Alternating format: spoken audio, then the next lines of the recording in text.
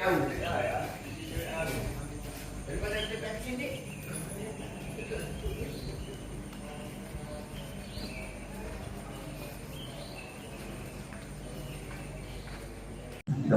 berbagai amal yang ibadah kita diterimanya jadi bagian daripada bekal kita menghadapnya.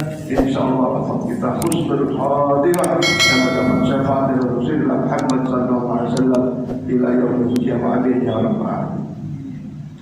Hadirin hadirat sekalian, sebagaimana kita ketahui bahwa kita sudah berada di pekan pertama bulan Rajab, bulan yang senantiasa dimuliakan oleh Allah Subhanahu wa taala, termasuk bulan yang dimuliakannya. Dan sebagian hadis mengatakan Rajab adalah syahrullah, bulan Allah Subhanahu wa taala. Maksudnya Rajab sebagai bulan Allah itu juga termasuk Rajabul Asr, bulan yang Allah curah limpahkan rahmat dan karunia-Nya, bulan yang Allah curahkan ampunan-ampunannya, dan bulan yang Allah curahkan berbagai kebaikan-kebaikannya, dilipat gandakan amal-amal kita, dilipat gandakan pahala dari amal-amal kita. Maka saya ingin melanjutkan apa yang disampaikan oleh Pak Kiai kemarin di dalam sebuah kitab Al-Ghaniyah yang dikarang oleh Al-Imam Al-Ghazali, Imam Qadir Al-Abaim Syekh Abdul Qadir Jailani mengatakan, di antara keistimewaan Rajab itu disebut Rajab. Rajab itu terdiri dari 3 huruf. Yang pertama Roh. Roh dimaksud adalah rahmatullah, ya. Bulan yang penuh kasih sayang Allah Subhanahu wa taala bagi manusia, bagi hambanya. Siapa yang dicurahkan banyak rahmat kepada manusia, kepada hambanya, manusia dan hamba seperti apa? Ya. Tentu saja manusia dan hamba yang mendekat kepadanya, ya, yang beribadah kepadanya, bukan manusia dan hamba yang durhaka kepadanya. Ya. Kalau kita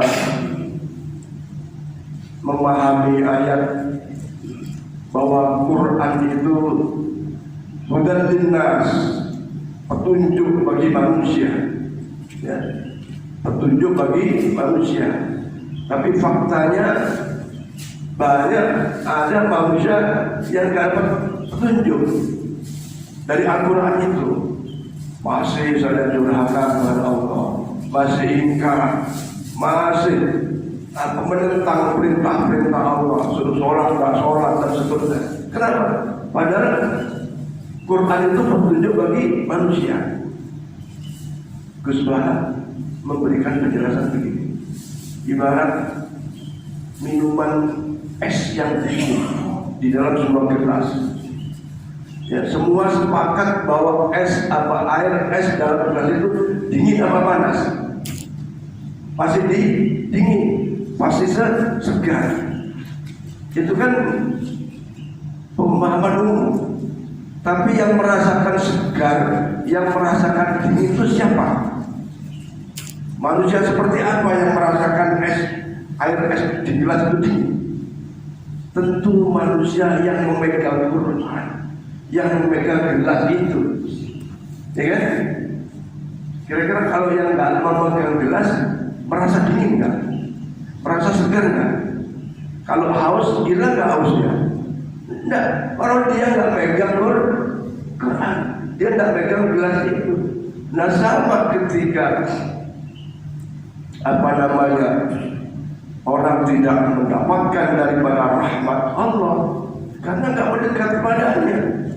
Kalau nikmat Allah mewajibkan anak-anaknya diberikan semua, rezeki diberikan semua. Tapi rahmat bagi orang yang dekat kepadanya. Maka Rajab ayo kita lebih dekat kepada Allah Subhanahu wa taala agar kita mendapatkan banyak kasih sayangnya, banyak ampunannya, dan tentu saja kita banyak doa yang dijabah oleh Allah Subhanahu wa taala. Maka Rajab juga disebut Rajabul Ashok. Dapat gelar Rajabul Ashok karena banyaknya rahmat Allah Subhanahu wa taala yang Allah turunkan kepada manusia, kepada hamba-Nya. Kembali lagi kepada manusia hamba yang mendekat kepadanya dengan berbagai amaliyah ibadah, baik yang wajib maupun yang sunnah. Tapi kalau orang nggak merasa, biasa aja kok Rajab sama dengan Syawal, sama dengan bulan lain, nggak ngefek. Ya tetap aja nggak ada semangat ibadahnya, nggak ada semangat sholatnya, nggak ada kebaikan yang dilakukan. Biasa-biasa aja. Karena tidak merasakan aura Rajab kepada dirinya. Hadirin sekalian, saya tahu ada seseorang itu ketika datang bulan Rajab, dia betul-betul perbaiki dirinya. Ada yang puasa dari awal Rajab sampai 3 Rajab, sampai 10 Rajab. Ada yang puasa sebulan penuh di dalam bulan Rajab. Dia bersihkan hati dari kotoran-kotoran yang buruk, dari sifat-sifat buruk manusia. Ya, malam dia diisi dengan menghidupkan Rajab, dengan zikir-zikir, dengan membaca Quran, kalimat thayyib. Ada yang begitu aja. Saya ada nggak? Kita ada nggak? Rajab ini dimuliakan oleh kita dengan amal-amal yang baik, dengan amal-amal kebaikan, sedekahnya, senyumnya, apa namanya yang bisa jaga sholatnya, jaga 5 waktunya, jaga ada begitu. Ya masing-masing. Kenapa? Ketika merasakan aura Rajab ada yang berbeda. Sama nanti Ramadan. Ketika ada Ramadan ada yang serius tuh, ada yang biasa-biasa aja. Dan kita mau pilih yang mana? Ada rahmatullah, curahnya rahmat Allah Subhanahu wa ta'ala. Yang kedua kata Imam Ghazali, Rajab itu dari huruf jim, jim. Disebutkan di situ untuk Allah, bulan di mana kemurahan, pahala dilipat gandakan oleh Allah Subhanahu wa ta'ala. Cuma kalau nggak ngerasa, ya sudah. Ada Rajab itu amalan yang istimewa, banyak istighfar. Waghfir li warhamni wa tub 'alayya, waghfir li warhamni wa tub 'alayya, waghfir li warhamni wa tub 'alayya. Itu luar biasa kalau kita amalkan. Apalagi ngamalkannya serius. Ya, dengan membayangkan dosa-dosa masa lalunya. Yakinlah dengan amalan-amalan istighfar itu memuliakan Rajab, ya. Di samping pahala dilipat gandakan, Allah ampuni dosa-dosa. Ada yang istimewa lagi Bapak Ibu. Malam Jumat kemarin saya sampaikan bahwa ketika seorang anak membaca Rabbi firli wali walidayya warhamhuma kama rabbayani shaghira, rufi'at, Allah angkat derajat bagi kedua orang tuanya di alam barzahnya. Rufi'at lahu jannah, rufi'at lahu fil qabri. Allah angkat derajat kedua orang tua ketika anaknya membaca Rabbi firli wali walidayya warhamhuma kama rabbayani shaghira. Suatu ketika di dalam riwayat disebutkan, qalu ya Rasulullah, Allah berkata, Allah Ta'ala, Allah berkata kepada seorang hamba yang terasa tahu-tahu kok merasa istimewa, tahu-tahu kok terasa berharga, dihormati, pokoknya disanjung di kuburnya. Kenapa? Bahwa ya Allah, apa yang terjadi ya Rasulullah? Kok aku dapat kemuliaan, dapat keistimewaan, terangkat derajatku? Kata Allah, anakmu mengucapkan doa Rabbi firli warhamni wali walidayya warhamhuma kama rabbayani shaghira. Ayo ajari anak-anak kita, anak cucu kita untuk bisa berdoa seperti itu. Kita akan senang dan bangga ketika berada di dalam kubur. Masya Allah. Tentu saja satu kebahagiaan yang tiada tara ketika ibaratnya kita biasa-biasa aja, tahu-tahu dikasih penghargaan oleh presiden umpamanya, itu senang apa susah? Pasti senang. Apalagi penghargaannya sangat dibutuhkan oleh kita. Entah itu duit banyak kah, rumah mewah kah, pokoknya kesenangan yang tiada tara. Nah begitu halnya dengan doa yang dipanjatkan oleh anak dengan ucapan tadi Rabbi firli wali walidayya warhamhuma kama rabbayani shaghira, maka betapa senangnya orang tua yang sudah tiada di alam kubur itu atas doa-doa daripada apalagi di dalam bulan Rajab. Boleh disambung aja. Firli warhamni wa tub alayya, Rabbi firli warhamni wa tub alayya, Rabbi firli warhamni wa tub alayya, Rabbi firli wali walidayya warhamhuma kama rabbayani shaghira. Dibanyak-banyakkan. Apalagi dibaca di malam hari, direnungi doa-doa ini. Insyaallah jadi kebahagiaan kita akan derajat orang tua kita yang sudah dalam kubur itu oleh Allah Subhanahu wa taala. Jadi dari kalimat Rajab adalah judulullah, banyak kekurangan-kekurangan yang Allah lipat gandakan pahala atas amal-amal kita. Yang ketiga, Rajab itu terdiri dari bab, ya, huruf yang terakhir adalah bab birrullah, ya, birrullah, banyak kebaikan-kebaikan Allah berikan kepada kita. Ya, kita ketahui para auliaillah, ya, orang-orang soleh ketika Rajab tekun dia ibadahnya. Seperti tadi ada orang yang puasa saja itu 1 bulan full, dia mengisi Rajabnya dengan amal-amal mulia. Dan gak mungkin cuma amal untuk dirinya, pasti orang yang berdoa juga, berdoa untuk orang tuanya, berdoa untuk anak-anaknya, bahkan bisa aja. Tapi jadikan sholat sebagai sebuah kewajiban yang harus.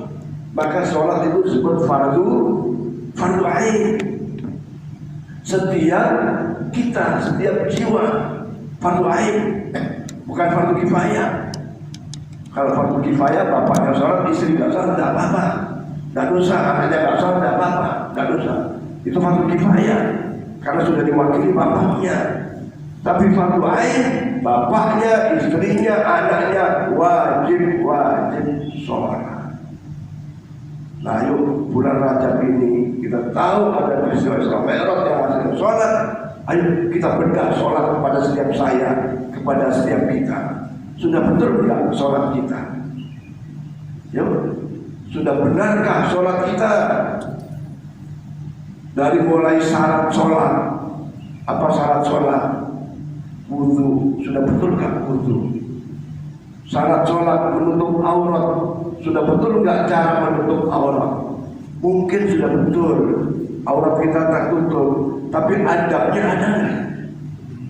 Yang sering saya bilang sholat pakai kaos kutang, sholat pakai kaos oblong, sholat pakai baju training yang kadang-kadang wallah alam kotor iya najis, nggak tahu ya.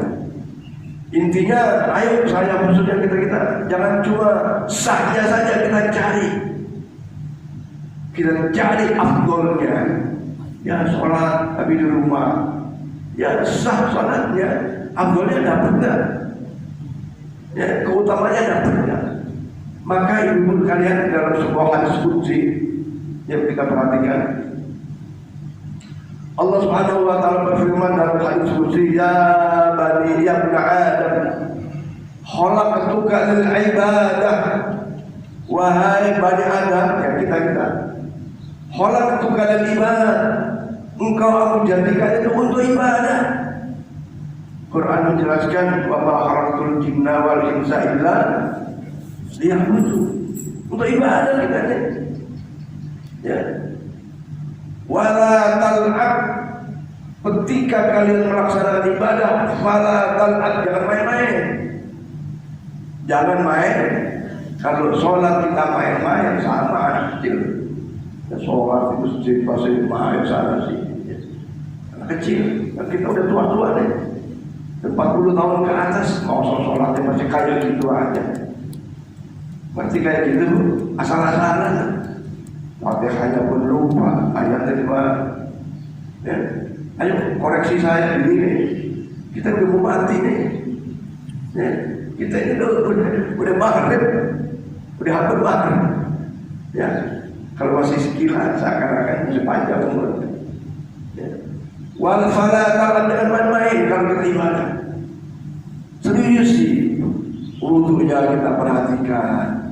Sudah sangat wudunya, pakaiannya, tempatnya, ya. Baru nanti rukun sholatnya, ya, dimulai dari Fatihahnya, takbiratul ihram. Takbiratul ihram sering kita bilang, ya, yang ideal itu, ya, aneh ideal itu dari beberapa hadis itu ada yang dibawa sejajar dengan telinga, ya, atau dibawa sejajar dengan pundak. Jangan sampai berlebih dari itu, ya. Ini kalau kita perhatikan, kita belajar ilmu sholat, maka nanti insya Allah pertengahan Januari kita akan ada pelatihan imam dan khotib. Insya Allah akan dipimpin oleh Pak Kiai Haji Jamroni. Rencananya pagi ini habis kuliah subuh saya akan ke sana. Kalau Bapak beliaunya masih di Sambas, mungkin nanti malam kayak Bapak ya. Kita ada latihan untuk imam khotib, ya, khotib internal.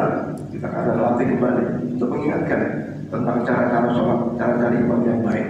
Ya. Ayo falatal, jangan main-main kita sholat, ya. Karena dampaknya akan luar biasa. Fakosan tulaka rizqo.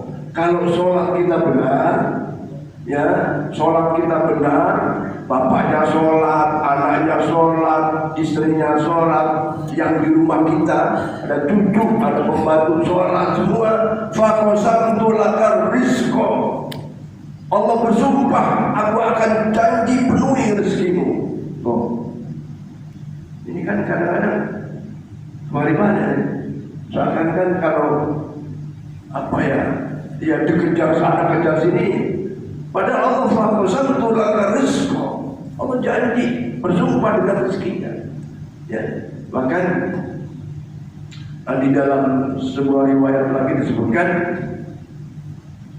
qalu ya Allah, wa qala Allah Ta'ala fi hadil qudsi, ya ibn Adam tafarrah li ibadati amla qalbaka rizqa wa yadayka qabla qalbina wa yadayka rizqa. Siapa yang sungguh-sungguh ibadah kepadaku, serius, ibadahnya serius, benar menurut syarat dan rukunnya, ditambah lagi hatinya ikhlas,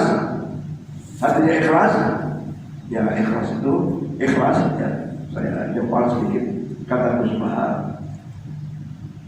Ikhlas itu makomnya susah, makomnya sulit. Untuk ikhlas itu sulit.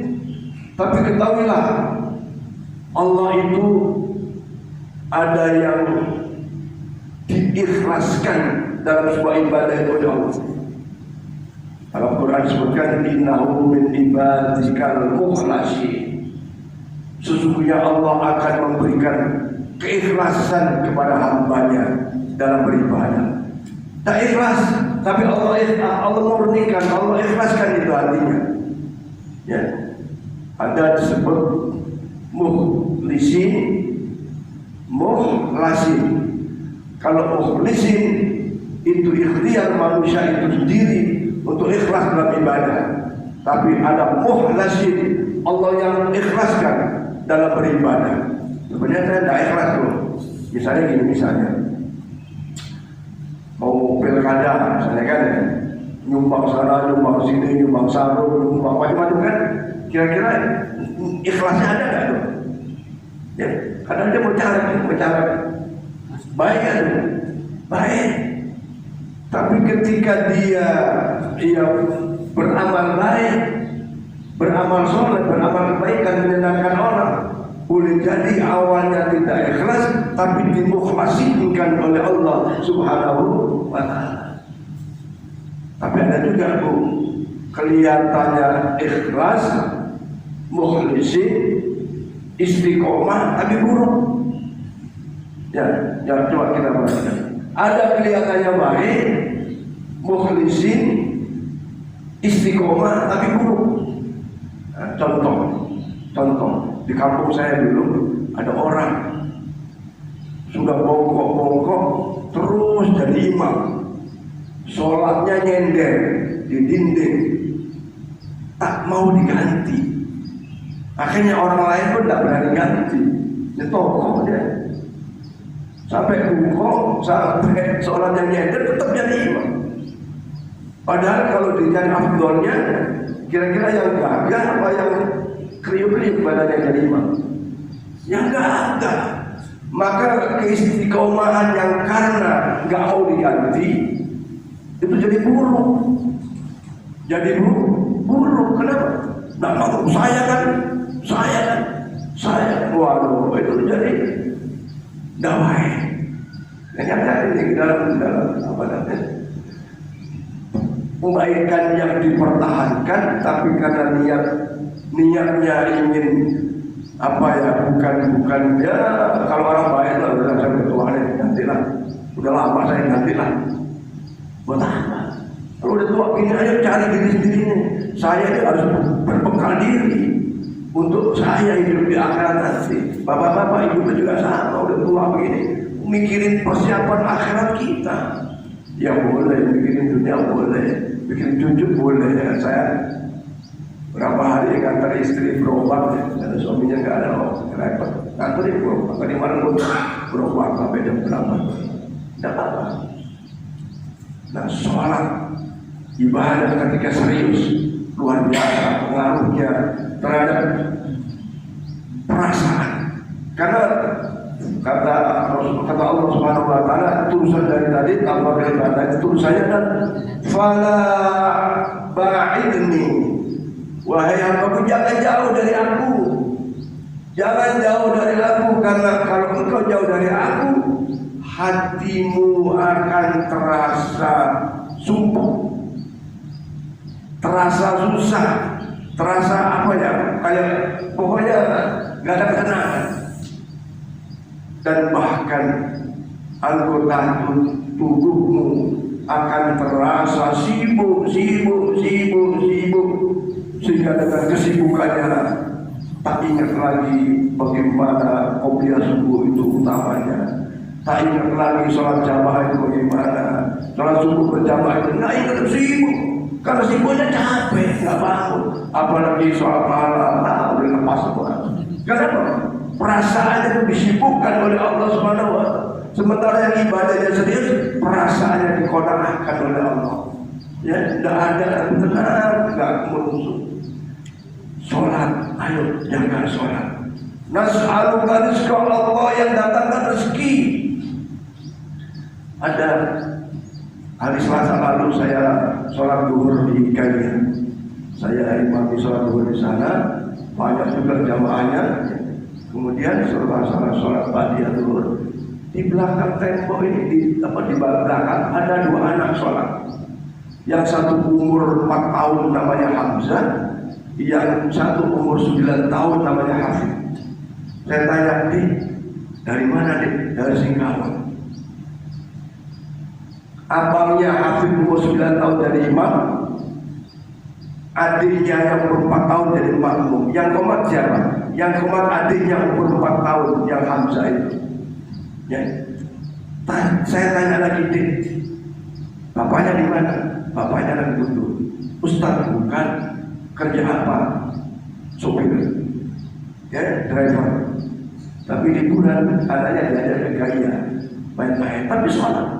Dan sholatnya, maaf ya Pak, saya pun kebetulan ada juga ada duhur, obat yang lain lagi mati. Anaknya saya tanya, kenapa kok sholatnya dua Dik? Saya kosong, merinding saya Pak. 9 tahun sudah bisa niat kosong. Adiknya 4 tahun sudah mau mati sholat berjamaah sama kakak abangnya. Coba tuh, saya tanya anak Ustaz, bukan anak sopir. Nangis dalam saya pasang kepengen kalau nanti ada cucu yang ada sholat. Dalam keadaan senang-senang dia main di, katakanlah gaya itu kan pasar modern, banyak mainan sih ya. Saya pun main apa namanya, itu sholat dan sholatnya kosong. Bayangkan Bu, artinya apa? Ilmu sholat sudah tahu. Minta maaf ya kalau gitu, kalau kosong kan berarti ada zaman tuh. Iya Pak, saya sholat dulu Pak. Sholat lagi ya, mungkin sama asalnya ya. Yuk bayangkan Bu, mungkin di antara kita ada undangan, saya dapat undangan melalui elektronik gitu ya, undangan melalui apa namanya, melalui HP, apa namanya, sumbangan apa Bu, kalau tidak Bu, ke nomor rekening ini, naudzubillah, jangan ya, kalau bisa jangan. Orang resepsi pernikahan itu niat sedekah. Jangan ya ibunya sampai tertulis buku rekeningnya. Inilah balik-balik nih. Mentang-mentang teknologi tapi digunakan dengan cara yang bertentangan dengan syariat agama. Ada hitanan, nomor rekening sumbangan. Sampai itu kalau kepada istri nomor rekeningnya sekian, kalau kepada suami nomor rekeningnya sekian. Saya waktu itu ada undangan di aula STKIP Al-Ilham. Ilham kata baru ya. Itu kalau nyumbang lewat rekening istri, ada lewat rekening suami, masya Allah, kalau saya ditiru. Kalau udah terlanjur ya sudah. Tapi saya jangankan doa ditiru. Niatlah sedekah ketika punya hajat. Allah Al-Fatihah.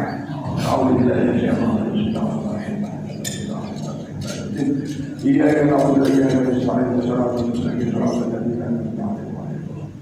آمين آمين فلا يكرم فلا يا ربنا يرحمنا اللهم بحق الفاتحة بشر الفاتحة وبجاه الفاتحة بكرامة الفاتحة وبنور الفاتحة وبمعجزة الفاتحة وبشفاعة الفاتحة يا فاتح الأنبياء كأسماء الغد يا مجيب الأرض المنكرين رحمة الدنيا والآخرة ورحمه أنت ترحمنا فارحمنا برحمة تهدينا برحمة الأسماء اللهم يا رحمن يا رحيم ارحمنا اللهم يا ولي يا مغني يا رزق يا وهاب اللهم يا قاضي الحاجات اقضي حاجاتنا يا الله في هذا الجمع اقضي حاجاتنا يا الله حاجة الدنيا حاجة الآخرة يا الله حاجة القدس يا ديننا حاجة القدس على حاجة القدس يا الله يا الله بحق سيدنا محمد صلى الله عليه وسلم وبجاه سيدنا محمد صلى الله عليه وسلم وببركات شهر رجب شهر الله برحمتك يا ارحم الراحمين وببركات صلاة الصبح والجماعة في هذا المسجد وببركات رسول الله برحمتك يا ارحم الراحمين ربنا لا تزغ أزواجنا وذرياتنا قرة أعين